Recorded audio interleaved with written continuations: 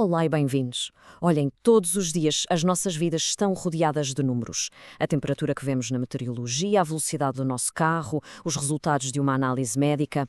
Nós confiamos nestes números. Mas o que é que faz com que um número seja de facto fiável? Pois bem, é isso que vamos explorar. Vamos mergulhar na ciência que nos permite confiar nos dados e perceber o que é que um instrumento nos está realmente a dizer. E esta pergunta é absolutamente fundamental. Em áreas como a ciência, a engenharia ou a medicina, uma medição que não esteja certa pode ter consequências, bem, bastante sérias. A confiança que depositamos nos nossos instrumentos é muitas vezes aquilo que separa o sucesso do fracasso.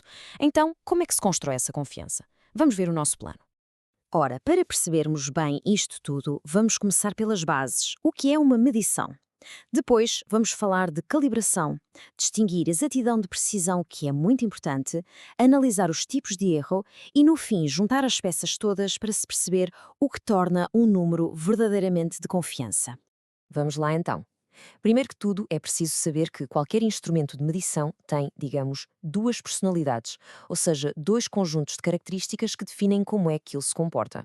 De um lado, temos as características dinâmicas, que nos dizem como é que o instrumento reage a mudanças rápidas, a variações, mas isso fica para outra altura. O nosso foco hoje vai ser nas características estáticas, ou seja, como é que o instrumento se comporta quando a medição está estável, parada. É aqui que se constrói a base da confiança naquilo que estamos a medir. E como é que ficamos a conhecer estas características estáticas? Através de um processo absolutamente essencial chamado calibração. É como afinar uma guitarra antes de um concerto. É preciso garantir que está tudo no sítio certo. A definição parece simples, mas é muito poderosa. Calibrar é, no fundo, comparar o desconhecido com o conhecido. Pegamos no nosso instrumento e medimos algo cujo valor verdadeiro já sabemos com toda a certeza, através de um padrão de alta confiança, aquilo que se chama um calibrador. Para isto não ser tão abstrato, vamos olhar para um exemplo real. O que estamos a ver aqui é a calibração de um sensor de pressão, que é o aparelho assinalado com o número 3. A pressão é aplicada ao mesmo tempo a este sensor e ao nosso padrão, o nosso ponto de referência, que é aquele micromanómetro de alta precisão, o número 4. O que se faz durante o teste é aplicar diferentes níveis de pressão e ir registando os resultados. Portanto, na coluna da esquerda temos a pressão real, a que é lida no nosso padrão de confiança. Na direita temos o sinal elétrico em milivolts que o nosso sensor produziu para cada um desses valores. Estes são os nossos dados em bruto. E o que é que acontece quando pomos estes dados num gráfico? Bem, acontece algo muito próximo do ideal. Obtemos uma linha quase reta. Isto mostra uma relação que se chama linear, o que significa que para cada aumento de pressão temos um aumento proporcional na tensão. E é isto que se quer. Um comportamento linear torna o sensor previsível e, logo, fiável. Isto leva-nos agora a dois dos termos mais famosos e talvez mais confundidos em todo o mundo da medição. Palavras que toda a gente usa, mas que significam coisas muito diferentes. Exatidão e precisão. Exatidão é muito direto. É uma questão de acertar no valor verdadeiro. Se o valor real é 100 e a medição dá 99,9, então essa medição é muito exata. Simples. A precisão, por outro lado, já não tem nada a ver com acertar no alvo. Tem a ver com consistência. Se medirmos a mesma coisa 5 vezes e obtivermos sempre o mesmo resultado, mesmo que esse resultado esteja errado, a medição é muito precisa. Esta analogia com o alvo de dardos é fantástica para visualizar a diferença. Reparem, no canto superior direito os dardos estão todos muito juntos, ou seja, alta precisão, mas estão longe do centro, portanto, baixa exatidão. Em baixo, à esquerda, estão mais espalhados, baixa precisão, mas a média deles até acerta perto do centro. O ideal, claro, é o que vemos no canto inferior direito, alta precisão e alta exatidão, todos os dardos juntos e bem no centro do alvo. Ok, então o que é que causa esta falta de exatidão e de precisão? A resposta está nos erros de medição, que basicamente se dividem em duas grandes categorias.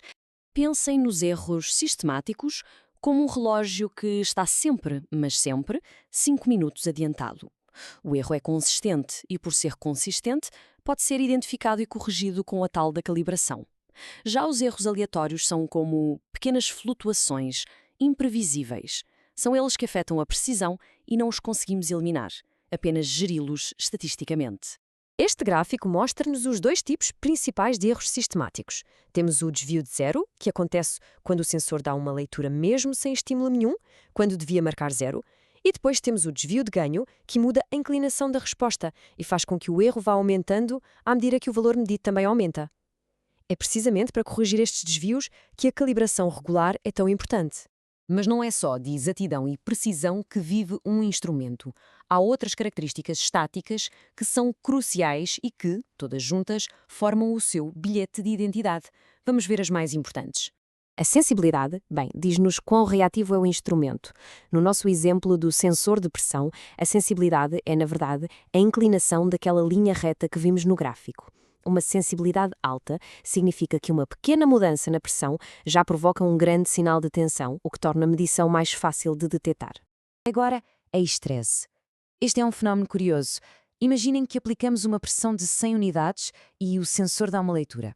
Depois, continuamos a subir a pressão e a seguir voltamos a descer até às mesmas 100 unidades.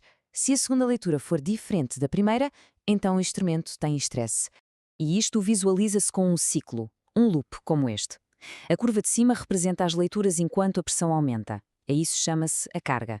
A curva de baixo é quando a pressão está a diminuir, a descarga. A distância que existe entre as duas curvas, para o mesmo valor de pressão, é o erro de estresse.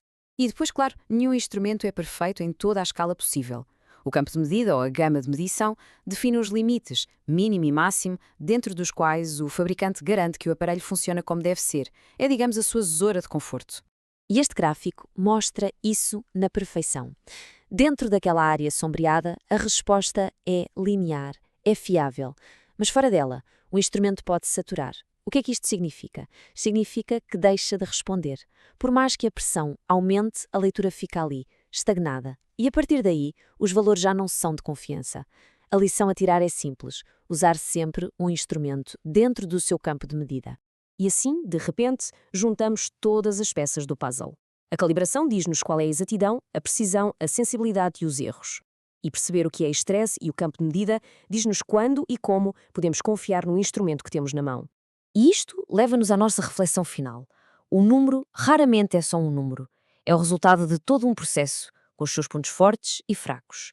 Por isso, da próxima vez que aparecer um dado, um número crucial num relatório, numa notícia, vale a pena pensar: qual é a história que este número não está a contar? Compreender a medição é saber fazer esta pergunta. E é aqui que a verdadeira confiança nos dados começa.